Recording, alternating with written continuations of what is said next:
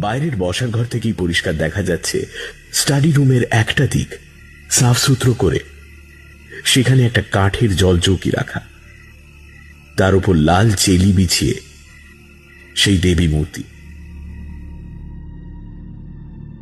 সেই রাতেই ফের স্বপ্নাদেশ পেল অতীন। অতীন,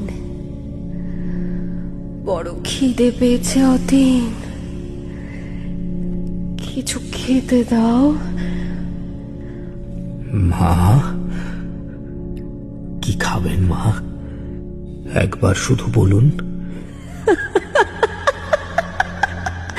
খাবার খাবো অতীন, খাবার খাবো।